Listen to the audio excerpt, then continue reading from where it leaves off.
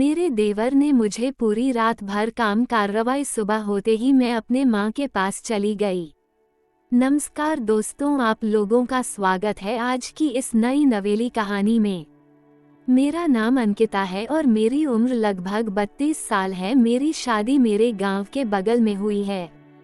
मेरे घर में मेरे देवर और सासू माँ मेरे साथ रहती है क्योंकि मेरे पति बाहर रहते हैं और मेरे ससुर जी का देहांत हो गया है। मेरे देवर जी घर पर रहकर खेतीबाड़ी और अपनी पढ़ाई करते हैं और वो मेरा इतना ख्याल रखते हैं जैसे कि उनकी मैं पत्नी ही हूँ। मुझे कुछ भी होता है तो वो मेरे ऊपर अपनी जान को निछावर कर देते हैं क्योंकि मुझे लगती है कि वो मुझे बहुत ज्यादा पसंद करते हैं।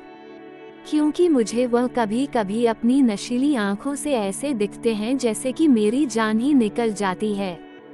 मैं भी मन ही मन में उनको लाइक करती हूँ, लेकिन मैं उनसे कह नहीं पाती हूँ क्योंकि वह मेरे देवर हैं। एक दिन की बात है, जब मैं अपने कमरे में अकेले बैठी हुई थी तभी वो मेरे पास आकर बोलता है कि भाभी जी आज क्या बात है, आप अकेली बैठी हुई हैं। मैं बोली कि बस कुछ नहीं। तभी वह बोलता है कि कोई प्रॉब्लम है क्या। फिर मैं बोलती हूँ कि नहीं।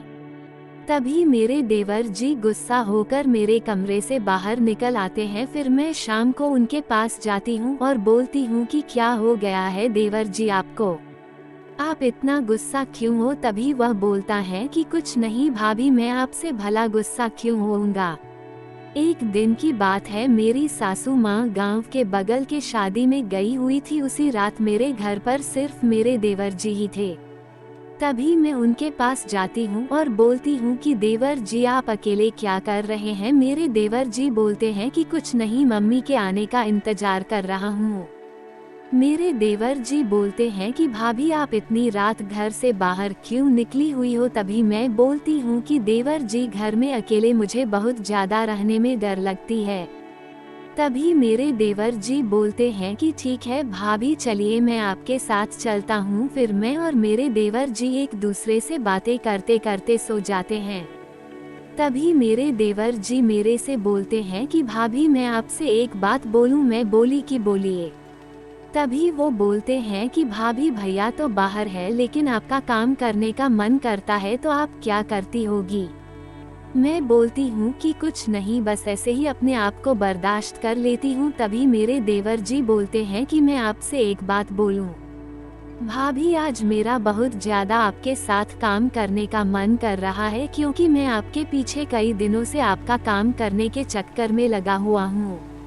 मैं बोली कि अच्छा देवर जी, आप इसलिए मुझे बार बार देखते रहते थे। मेरे देवर जी बोलते हैं कि हाँ भाभी, मैं आपसे बहुत ज्यादा प्यार भी करता हूँ, लेकिन क्या करूं, आप मेरी भाभी है इसलिए मैं आपसे कुछ नहीं बोल सकता हूं। मैं बोली कि ऐसी बात नहीं है, आप मेरे साथ काम कर सकते हैं, लेकिन आप अपने भैया से बोलिएगा नहीं, नहीं तो वो मुझ पर बहुत ज्यादा गुस्सा हो जाएंगे। तभी मेरे देवर जी बोलते हैं कि मैं किसी से नहीं कहूँगा, यहाँ तक कि मैं अपने दोस्त लोग से भी नहीं। मैं बोली कि ठीक है, आप फिर काम कर लीजिए। तभी मेरे फोन पर सासू माँ का कॉल आता है और वो बोलती है कि मैं आज घर पर नहीं आऊंगी, मैं आज यहीं पर रहूंगी। इतना बात सुनकर मेरे देवर जी बहुत ज्यादा खुश हो जाते हैं और बोलते हैं कि भाभी आज तो मम्मी नहीं आने वाली है, आज तो हम दोनों पूरी रात काम करेंगे। मैं बोली कि ठीक है। तभी मेरे देवर जी अपना काम करना स्टार्ट कर देते हैं। मैं बोली कि देवर जी थोड़ा आराम से काम कीजिएगा क्योंकि आपके भैया जी बहुत आराम से मेरा काम करते थे। फिर मेरे देवर जी बोलते हैं कि ठीक है भाभी, मैं आपका बहुत आराम से ही काम करूँगा। तभी मेरे देवर जी मेरा काम करना शुरू कर देते हैं। लगभग 2 घंटा काम करने के बाद मेरे देवर जी बोलते हैं कि भाभी जी आप थक गई हो क्या। मैं बोली कि मैं नहीं थकने वाली हूँ, भले आप थक जाइएगा लेकिन मैं नहीं। फिर देवर जी बोलते हैं कि देखते हैं भाभी आज कौन थकता है। सबसे पहले मैं बोली कि ठीक है।